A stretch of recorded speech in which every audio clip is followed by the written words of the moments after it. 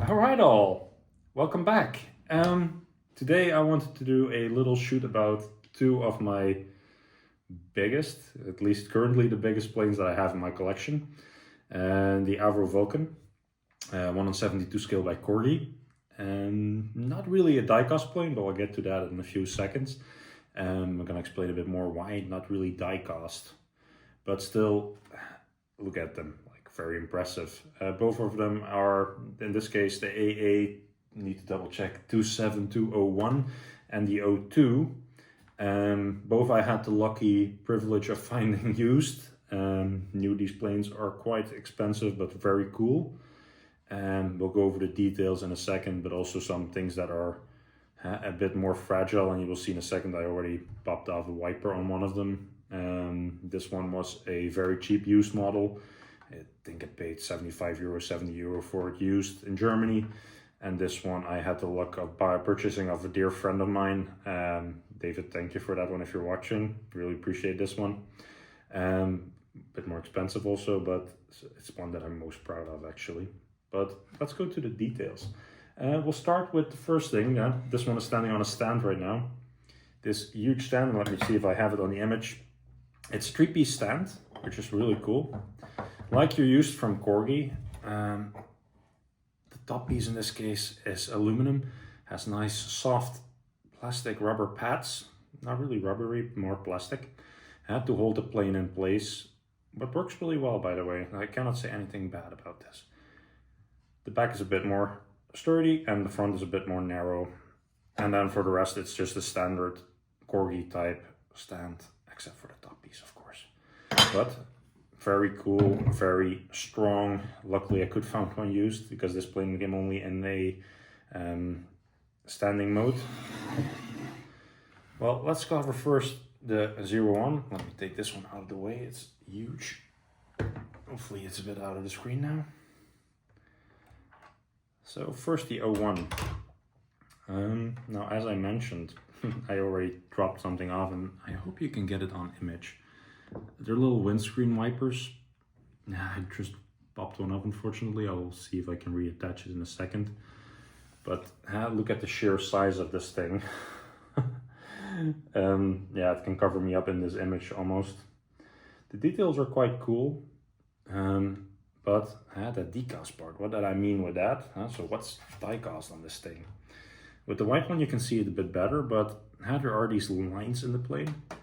This is metal. And from here on, plastic starts. So in the bottom piece, and I'll see if I can add an image to the video from the Corgi website, where they show a little bit more detail on what's now really like plastic on these models and what separates the frame. So there's some diecast, but let's say that's roughly 20-30% of the plane. All the rest is all plastic, but plastic in good details. So here also a plastic part that goes into the plane, but then a metal frame or aluminum frame inside with the wheels, rotating wheels, which is cool. Shocks are fake, but nobody cares for that. Bomb bay is huge on this one. Let's see if I can get it out. Cargo bay, bomb bay.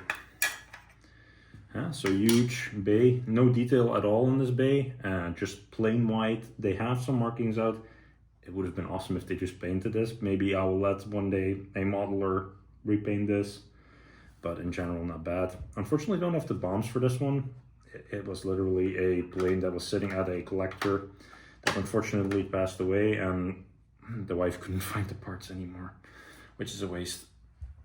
Little door, so the entrance to the Vulcan itself, really cool detail, and of course also there a wheel. But in general a very cool looking model, and the fact that it can roll on its own is a detail on its own.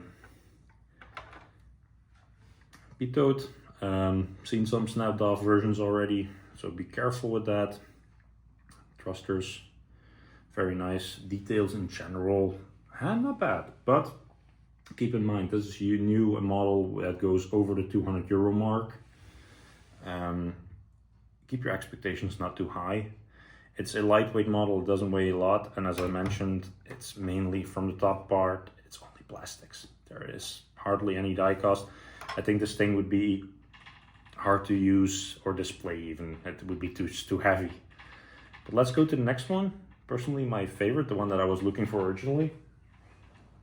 It's in flight mode because I have it on top of one of my cabinets.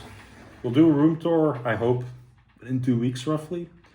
And I'm going to show you guys the additions. I think we hit well over the 600 mark now in diecast models. And that's just only the aviation models, and then not even counting the tanks or other armor that I have in diecast. And yeah, this one I've been looking for personally for more than 2 years. It was nice to find one, especially with box and everything. And what I like about this one, the gigantic missile underneath. I'm not 100% sure if it's a nuclear missile. I believe it is, but in the comments feel free to correct me or add even the details about it. And here you can really clearly see it. See if I can hold this properly. The part where it separates diecast from plastic. And then you will see that the diecast part is literally just this piece from here to here, here, a little diecast part, and then up to the nose. That's it. There is hardly any diecast on these things. But still, the markings, the details, I hopefully can get them on image for you guys. Let's see how that looks. Get a bit closer. Like really well detailed. Really cool. The windscreen wipers that I knocked off the other one. On this one, it's still in one piece, luckily. Then also you can get a nice good view on the stand. How does it look? So it pops into the back. And it goes into the front air intakes. And you have this giant unit. I really recommend it for any collector. It is a very cool model, but just keep in mind, it's more like a plastic kit than a diecast kit. I think even on the packaging, they don't really mention the word diecast. They mention more like a display model, which I think is a very fair comment. It is very gigantic. It is cool to have. I think this will look awesome next to my B-58 Hustler that I ordered from Caliber Wings, which I'm also looking forward to know. So I hope you do a great job. If it even looks half like this with details, I think I will be happy, man. But hey, that's all I actually wanted to show for today. I want to thank you guys, those who just started following me. I really appreciate it. I'm just trying to make it a bit more fun to have this hobby, for myself at least. Because I've started noticing how collecting is fun, but also then sharing images and details about the models. Makes it a bit more fun for me. But also therefore I want to ask you guys, what model do you want to see next in my video? I have 600 plus models. You have seen some of them on the videos. Let me know which one you would like to see, and I'll bring them out next to this video. So thank you all, have a great day, and see you all in the next video.